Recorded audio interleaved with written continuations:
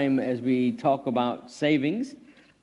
Just some things as we conclude, like we did last time. We're going to go through the fruit of the Spirit. So if you have your Bibles and you have them open to Galatians chapter 5, I believe it is. Galatians, let me think. Let me get there. Yep. For some reason, my mind was wanting to say Ephesians chapter 5, but I was saying no, Galatians chapter 5. And now and then your mind does that to you. We'll read those verses in a moment. But before we get there, just a little bit of a review, I think, from last week. Saving helps you honor God. Because you're able to do things, you're able to use the provisions He's given, you're able to give more. It keeps you from going into debt. Like, that should be an obvious statement. If you have money, then you don't have to put it into debt.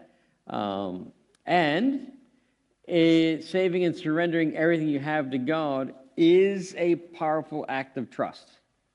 Which, after all, if God has first place in our lives, then we should be able to trust Him, yes? It amazes me how many people can trust God for their eternal destiny, but can't seem to live in a way to trust God for their day-to-day. You know, if God can forgive you of your sins and give you a home with Him forever, He probably can provide for you too, right?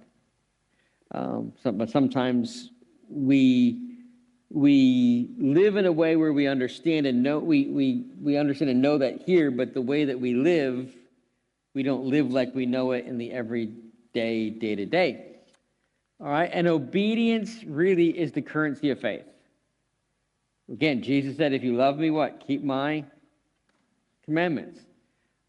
In faith, the actual, if you want to say the currency, the thing that is the payment and the proof of the living out of faith is obedience.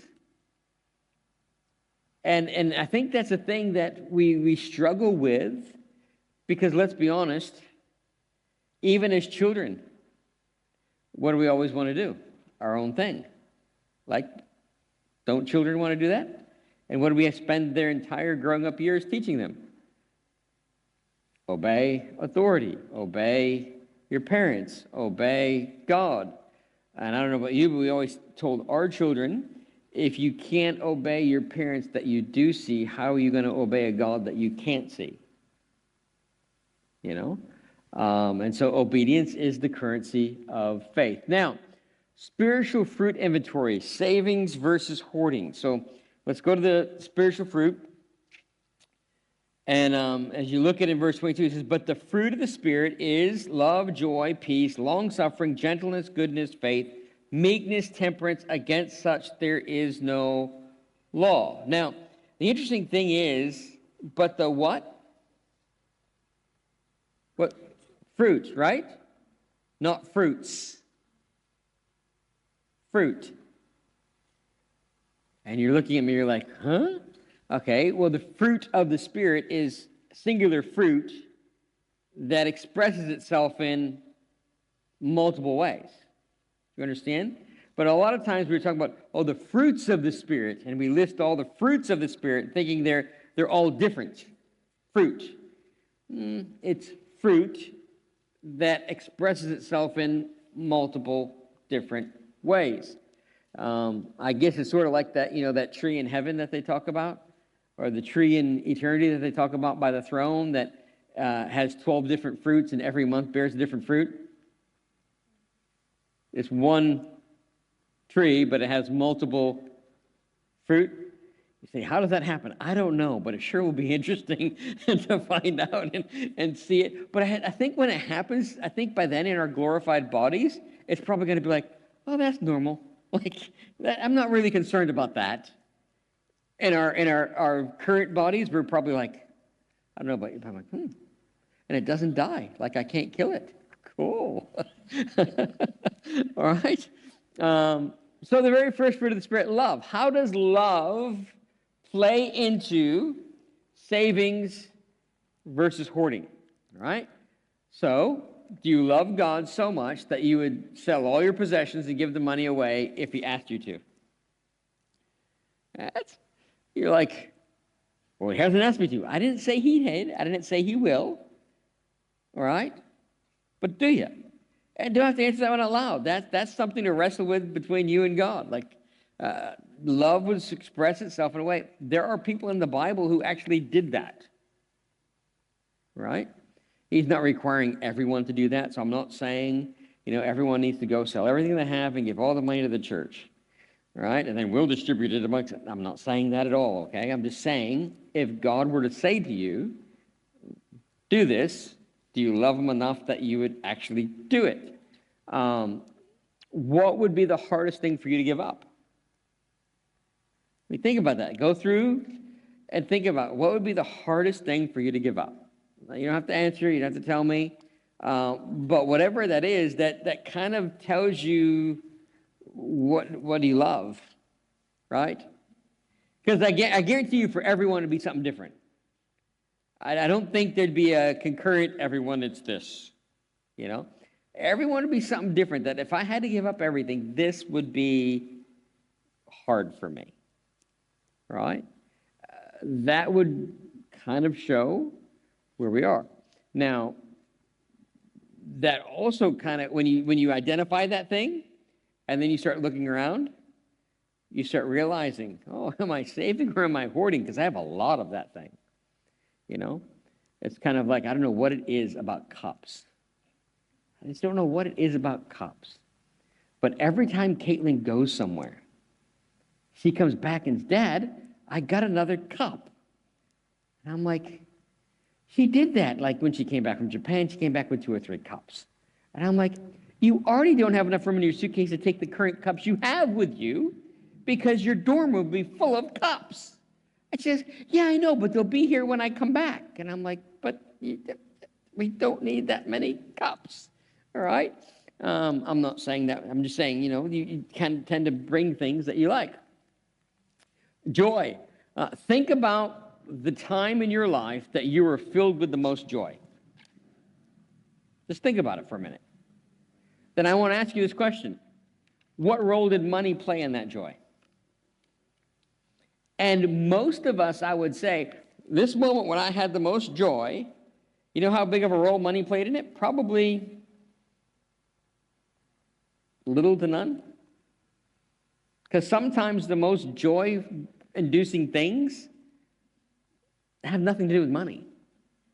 Have to do with just spending time with someone, or just having that conversation with someone, or whatever it is. Okay, so then if that's the case, and the most joy-inducing thing in my life wasn't directly related to money, then why do we value money so much more than those things? Okay? Peace. Do you experience God's peace regardless of how much money is in the bank? Okay? You're like, no, I only have peace when I have money in the bank. Okay? So you're not going to be a peaceful person. You're going to be in a storm all the time, okay? But God's peace that passes all understanding is regardless of circumstances. It's regardless of money. It's regardless of any of those things. So if you're experiencing God's peace that passes all understanding, it's not linked to your bank account. It's not. Some of the most peaceful times in your life when you're trusting in God and really trusting in God, you could have nothing in the bank and it doesn't bother you. I'm not saying you don't think about it, but it's like, okay, it'll be all right. And by the time you get through it, you're like, yeah, we made it. It's okay. God took care. God did some unusual things, but okay. It happens, all right? What do you need to surrender to God in order to get to that place of peace?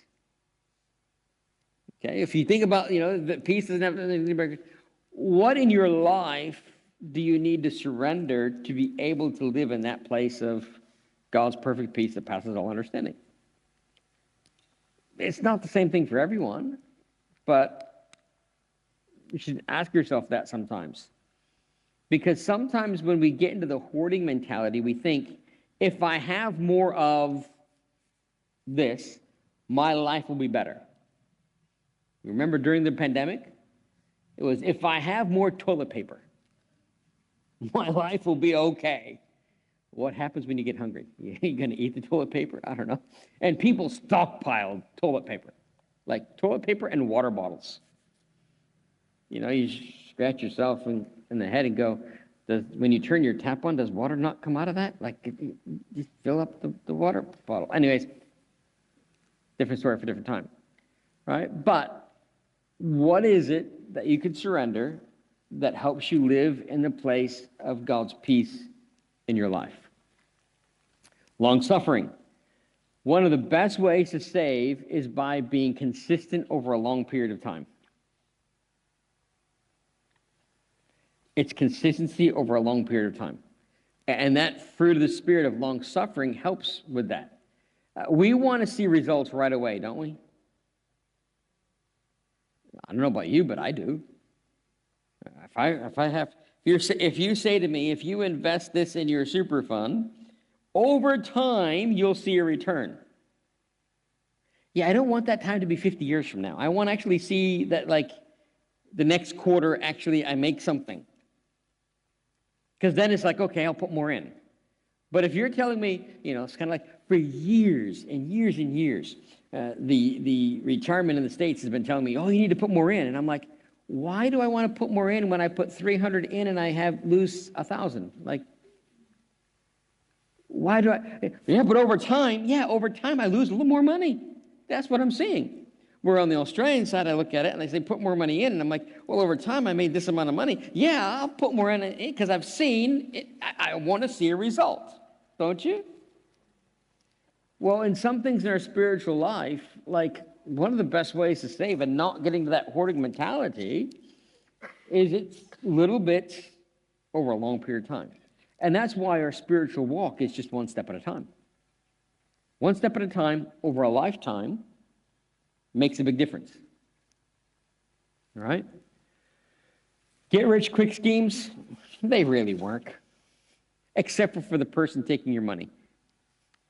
It's good for them, bad for you usually. There's usually nowhere a way to short-circuit something. It doesn't really happen. All right? How patiently and consistently are you saving? That tells you the difference between a saving mentality and a hoarding mentality. How patiently are you doing it over a period of time?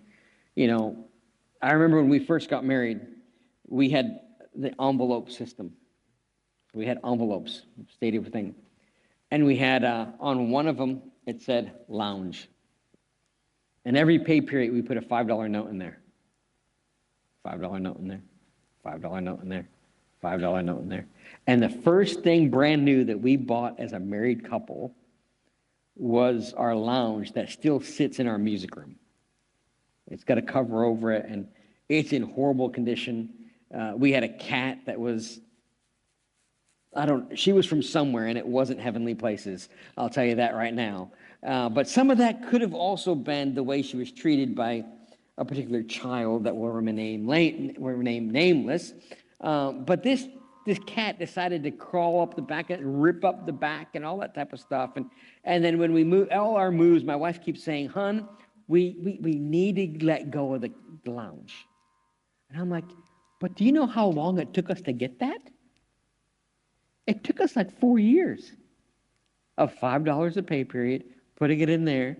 And so, like, to most people, they're like, that's just a lounge. To us, it's like, no, that's years. That was the first thing we saved up as a married couple to buy. It took a long time. You're like, but you've bought other lounges since then. Yes, I have, but that one, that proved this to me. All right? Long-suffering. Gentleness. Are you being kind to your family and the others around you as you save? Because some people, when they decide to save, they're not nice people. Like, no. Are you being kind?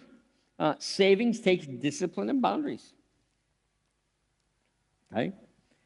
At times, if you're saving for something, someone's going to say, hey, do you want to go out to eat? You know what you have to say? No. Why? Don't lecture them. Be kind. No, we're trying to save for this, and all extra money's going to that. Sometimes when you're saving and you're trying to get out of debt, the only time you should see the inside of a restaurant is when you're working there. That simple. It's just the way it is. All right. When the Holy Spirit is leading you, you can still be kind even when it means saying no. Okay. Goodness. Savings is a good thing. It allows you the freedom and flexibility to bless others and be even more generous in the long run. Hey, when you've saved up and you've got, things there like we talked about to be able to pay expenses and all that type of stuff, you know what that frees you to be able to do? When you see a need someone has, it frees you to be able to go, I'll take care of that. I'll help with that. It frees you to be able to be generous because you're in a place where you can be. It's a wonderful thing that allows that goodness to be able to come out and be able to do more, and it's really fun. Like, I don't know, I'm weird. I find it fun when you're able to help someone or do something, or when you go out for a coffee with someone. And when Brother DeLong was here, he didn't understand digital age. Like, he's still from the States where everything is old, and so I scanned the little thing on the table that brought up the menu, and I ordered mine. I'm like, oh, and what would you like? And he was like, oh, I think I'll get this and this and this. So I'm like, is anything else? He's like, no. And I clicked the button, and it clicked the next button, and it paid for it. And then the food started coming out. And when it was all said and done, he's like, I've got the bill. And I'm like, it's already taken care of. He goes, it can't be. You haven't got up from the table. I'm like, it's taken care of. And he's like, how'd you do that?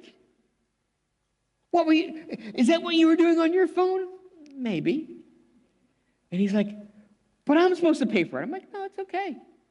You're our guest. We'll take care of it. And he's just like,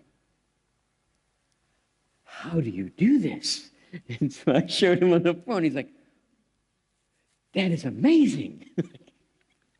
It was fun. It was funny. I had a good time. Anyways, is your saving producing good for those around you, or is it causing harm? All right. Ask yourself that question. Faith. Are you being faithful in setting funds aside for different things? Are you being faithful to God when He puts a pressing need on your heart and calls you to deviate from your plan? Every now and then, God will put something in your path and be like, you can do that. Take care of that. Are you faithful in actually being obedient to that? That goes back to, remember the phrase I said, God will give more through you than He'll ever give to you. And I can tell you times where we were somewhere and someone came across our path and the Lord prompted my wife and I's heart to do something. And we're like, yeah, but this is our last $20 that we have. Okay, Lord. Do it. And then all of a sudden on your way out from church, someone stops and shakes your hand, and you've ever had a handshake that you felt something between? You know what I mean? Like one of those handshakes? And you go like this, and you get out to the car, you pull your hand in there, and it's like, if I had known that, I'd have given more than 20 if I had it. God gives back all the time. All right? Now, meekness. Are you being gentle with yourself and others and how you handle these things? You may not do it perfectly all the time, but keep moving in the right direction. All right? On the flip side, when saving becomes an obsession, it tends to turn towards hoarding. Because saving is a good thing, but any good thing can become obsessed with. And then you're actually hoarding, you're not actually savings and being generous. And so that all goes back to this idea of meekness and showing forth in your life, right? And then temperance. Saving is an act of self-control.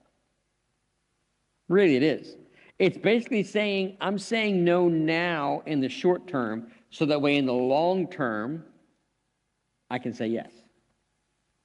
Does that make sense? When you're struggling with, where are you struggling with self-control financially? We all have that something. that we struggle with. I'll tell you what. My wife not being around and me having to do the grocery shopping, here's what I've learned I needed to try to do. You know that aisle that has the chocolate in it? I don't go down it. You say, why don't you go down it? Because every time I go down it, something jumps in the trolley. It just does. There you go. So I've just kind of gone, self, don't go down the aisle. Then they do stuff like end caps with special items that happen to be chocolate. And it's like, I didn't go down the aisle. It's right here. No. But it looks good. So, maybe silly, but hey, a $5 chocolate bar here, and the next time you walk down the aisle, a $5 chocolate bar, and the next time you have a $5 chocolate bar, next thing, $5. Next thing you realize, wait a minute, all these $5 chocolate bars, like I could have had $50, like set aside for a family holiday somewhere, you know. It adds up quickly, and it adds up quickly in both senses of the word. What boundaries or accountability can you put in place to help where you're weakest? What can you put in place? What boundaries? In our family, my wife has access to the accounts. I have access to the accounts. And every now and then she'll be like, hey, what was this charge for? And I'll tell her. She'll be like, oh, that makes sense. And every once in a while I'm like, hey, what was that for? Accountability. Don't know what it is. Like, what is that? Why are we spending money there? Like, all of a sudden, you know how they have those automatic renewal stuff that you didn't realize you set to automatic renewal because it just automatically renews? Starts coming, and my wife would be like, why are we... When we were looking for the car, I got, the reports on the... do they have our financial... And I had no idea this one that I got for like $2 had signed me up for a recurring fee for $30 a month.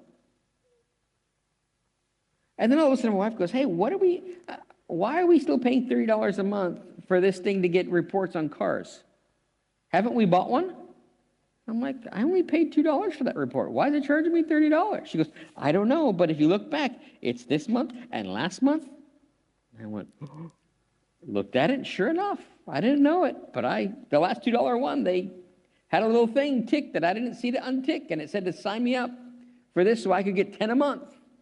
You don't need 10 a month. I'm not a car dealer. I just buy a car when I have to.